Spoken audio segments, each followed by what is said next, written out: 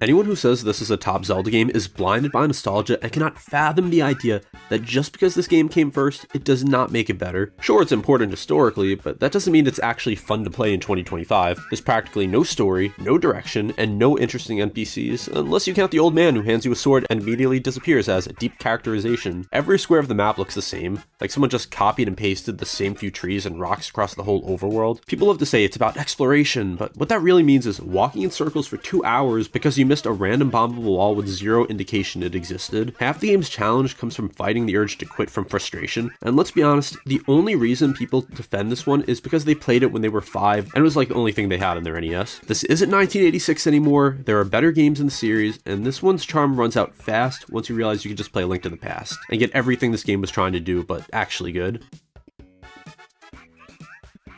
Where to even start with this one? There's just so few fans of this game that they're considered an endangered species at this point. I found one in the wild once, in the comments, having a full meltdown because I ranked it last. Apparently that wasn't okay. That's how bad this game is. The people who defend it are more often than not stereotypical Redditors. But let's talk about the gameplay, which somehow manages to feel both overcomplicated and unfinished at the same time. The side-scrolling combat can be satisfying in theory, but then you realize half the enemies exist solely to knock you into lava. The overworld is just a bunch of blobs pretending to be a map. The RPG elements sound cool on paper until you realize leveling up just means grinding the same boring enemies for hours, and the towns, easily the worst NPCs in the entire series. It's like every villager went to the I'm error school of conversation. Every time someone calls this game underrated, what they really mean is, I want to sound different. There's nothing wrong with liking a weird experimental entry, but pretending this is some misunderstood masterpiece is like saying the green guy's name isn't Zelda. It just isn't true.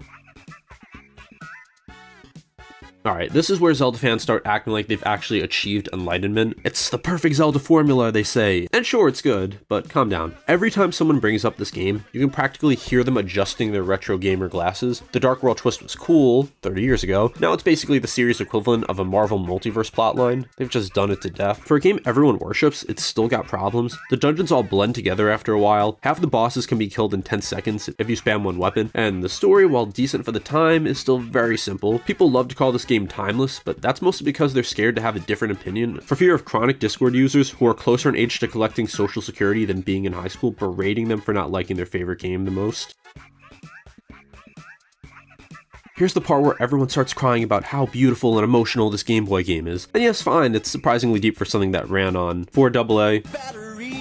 But let's stop pretending it's flawless. This map feels like a glorified puzzle box where half your time is spent wandering around and needing to ask an owl for help. Every dungeon is some weird test of memory instead of skill, and if you forget one tiny thing, it feels like you're stuck there forever. The characters are charming until you realize they're all just off-brand versions of NPCs from A Link to the Past. The whole Dreamworld plot twist, cool once, but when you replay it, you realize it's just the game's way of saying none of this mattered anyway. Also, can we talk about how awful the inventory management is? Constantly switching between items just to jump or push something, it's like the devs designed it specifically to destroy your A/B buttons. And then the remake's art style for this, don't even get me started on that. Nintendo thinks this is a kid's game or something.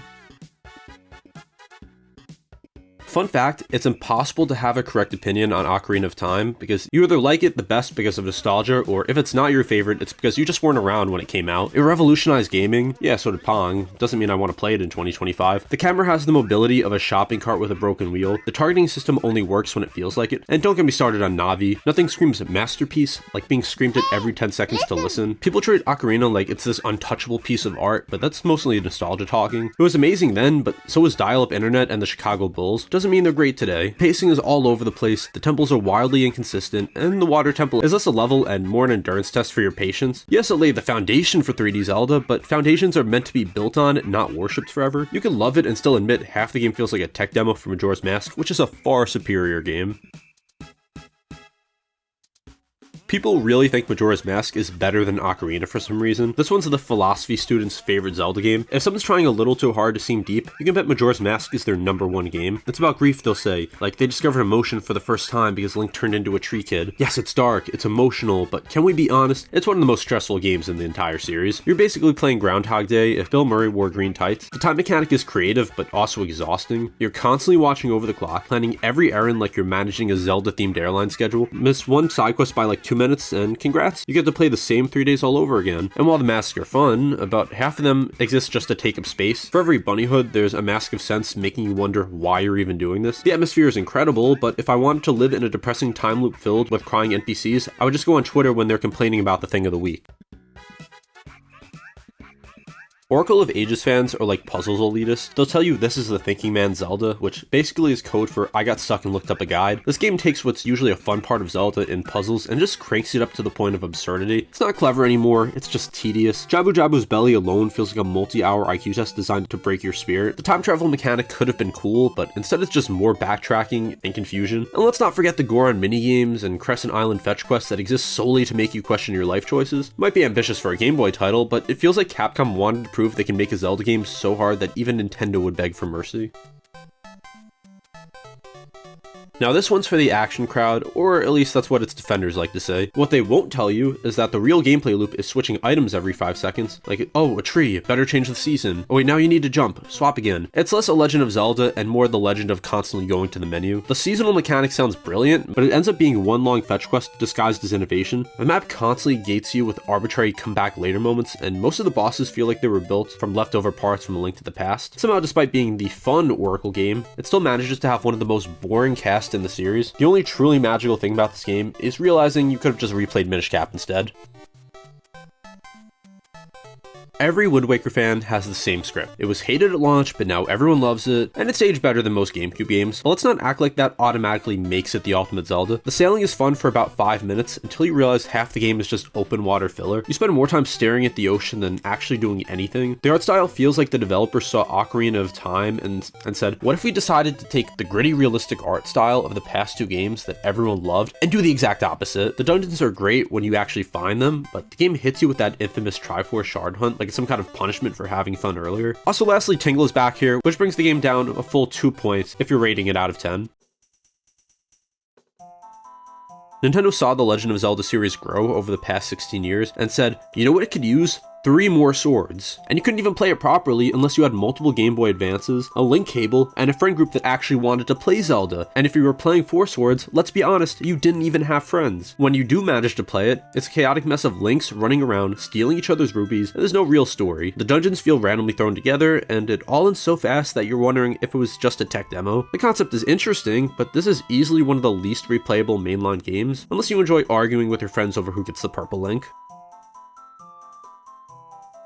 People call this the hidden gem of the series, which is just another way of saying, I want you to praise me for remembering it exists. It's just one of the shortest and most predictable Zelda games ever made. Every dungeon feels like it's been run through the Zelda template machine. You just shrink, unshrink, push blocks, beat boss, repeat. The shrinking mechanic is alright, but it's basically a glorified gimmick. The overworld is small, the side quests are filler, and the Kinstone fusion system is one of the most tedious, optional mechanics ever added. You'll spend more time matching rocks with random villagers than actually saving Hyrule. People act like this game is criminally underrated, but honestly, it's rated exactly where it should be. It's a mid-tier handheld entry that's fine, but nothing special.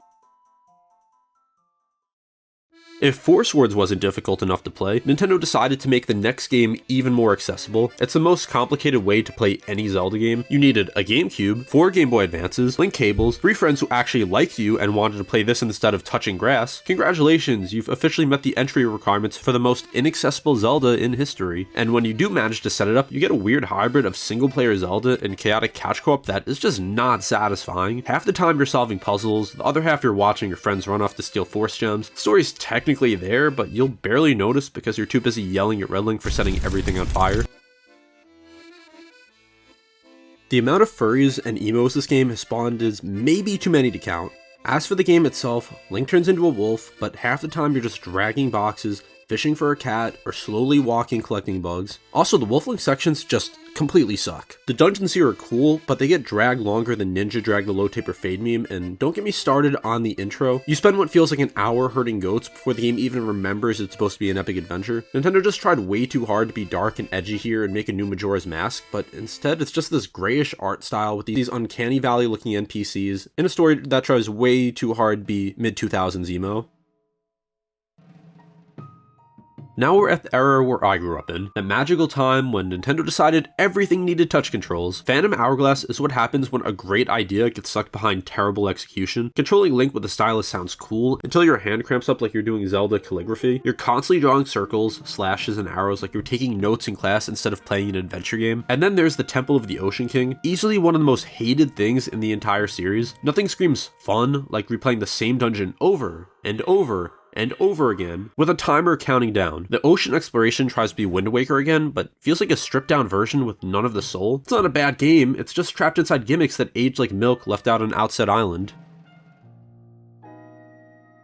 Nintendo took the feedback from Phantom Hourglass and somehow made it worse. They were like, okay, you're done with boats? How about a train? Because nothing says high fantasy like public transportation. There's literally like no freedom in this game. You're either waiting for a train to stop or watching a map while blowing into your microphone in front of other people. The dungeons are fine. Zelda as a ghost is a cool idea, but the overworld exploration, one of the series' core strengths, is just completely gone. Like, this game just did not need to happen. Like, this is just a Phantom Hourglass sequel, which, when Phantom Hourglass was just not that good of a game. This is basically Color Splash and Sticker Star. Now here's the motion control masterpiece, or as I like to call it, Wii Remote Calibrator, the game. Skyward Sword fans will tell you it's unfairly hated and that the motion controls work perfectly if you do them right. Translation, you have to point your controller at the exact right spot every time and just pray to Hylia that Link actually swings his sword the way you did. It's the only game where you spend half the time fighting the controls and the other half pretending you're having fun. And like with Ocarina, there's no way to rate this properly. When I ranked the Legend of Zelda games, I had one person tell me my list was incorrect for having it too high, and another one saying it was incorrect for having it too low, so no matter what your opinion is on this game, you're wrong. And how about the structure of this game? Nintendo basically took Ocarina of Time and said, let's make it more linear. Every area feels like a dungeon, and every dungeon feels like a tutorial. Fi, or Fi, because I know people get pressed about how I pronounce it, is basically Navi with Wi-Fi, constantly reminding you that your batteries are low like some passive-aggressive life coach. And that beautiful sky world, 90% of it is just empty clouds. There's literally more personality in Beetle's voice lines than in most of the overworld. People call it underrated, but really it's just a reminder that sometimes innovation needs better execution. This one gets called a return to form, which is Zelda fan code for we finally got something 2D Zelda again, but this is also the safest game in the series. Like, it's just a Link to the Past again with better graphics. And of course, that lets Link turn into a piece of medieval graffiti. People rave about the non-linear structure, but come on, renting items isn't freedom. Like, I don't know who wants to pay rent in a video game when they probably have to pay a ridiculous amount in real life. The dungeons are fine, the music's alright, but it's not the revolutionary sequel people pretend it is. Like, how do some people really think this is the best 2D Zelda game?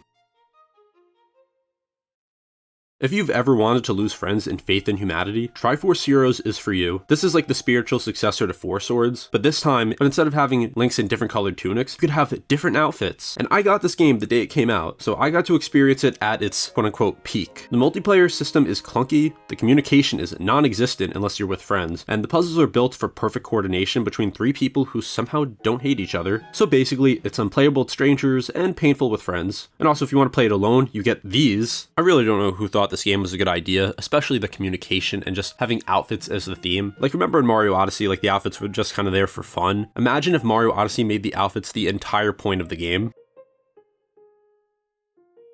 Here we go, the golden child of the Zelda series, the game that broke gaming Twitter, started 1,000 forum essays, and gave every open world dev an existential crisis. If I have to hear one more person say, it's all about freedom, it's just like the original Zelda, I might throw my Sheikah Slate into Death Mountain. Like, freedom to do what exactly? Climb a mountain for 20 minutes, only for it to start raining, and then you break your sword on a bokoblin? These weapons are about as soft as an Origami King fan when you say it's not the best Paper Mario game. Fans will defend the system to their graves. It encourages experimentation. No, it encourages holding onto weapons about to break just because you're saving it for a time when you need it and then you never end up using it. I'm sure we've all done that before in many games. Now, this world is as massive as certain memes, but it's also as empty as a Redditor's Snapchat notifications. 90% of your discoveries are just another Korok with a leaf hat giggling at you, and don't even start with a storytelling through exploration argument. Half the characters just try to be as vague as possible for some reason. Like, there's literally no reason to play this anyway, when Tears literally just improves everything about this game.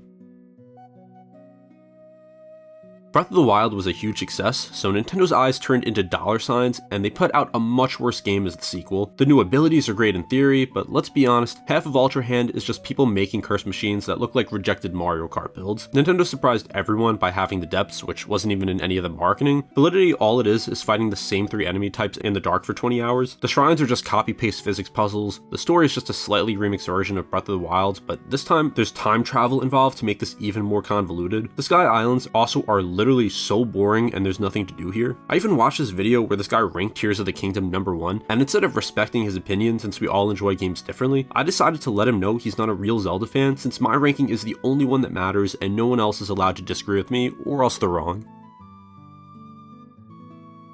And now we reach Echoes of Wisdom, the newest entry that every fan insists is proof Zelda can carry her own game, except this isn't so much a Legend of Zelda as it is a Legend of Minecraft inventory management. The duplication mechanic is just absolute chaos. Half your time is spent fusing furniture into combat weapons like some Hyrulean Home Depot. They basically reinvented Ultra Hand but made it less fun. Let's not ignore how broken the pacing feels. And every boss can be beaten by spamming duplications of a stick with a rock on it. Like, I don't even know what Nintendo was thinking with this game. First of all, the green guy's name is Zelda, so I don't know who this is supposed to be. And secondly, this is basically an arts and crafts project instead of a grand adventure. And that's the video. Don't take anything I said seriously. Like, there's a few things within this video that I actually do mean, but I'm not going to say what they are. I'd say probably 95% of this is just things blown way out of proportion, just trying to rage bait fans of these games. If you enjoyed this, be sure to give me a like and subscribe, as I do want to make more videos in this series. Let me know what else you'd like to see. And also I have a lot of other Zelda videos, Mario videos, other Nintendo content to check out, so be sure to take a look at my channel. And if you want to suggest any other ideas to me, check out my Discord. Thanks for watching Domainy, and I'll see you next time.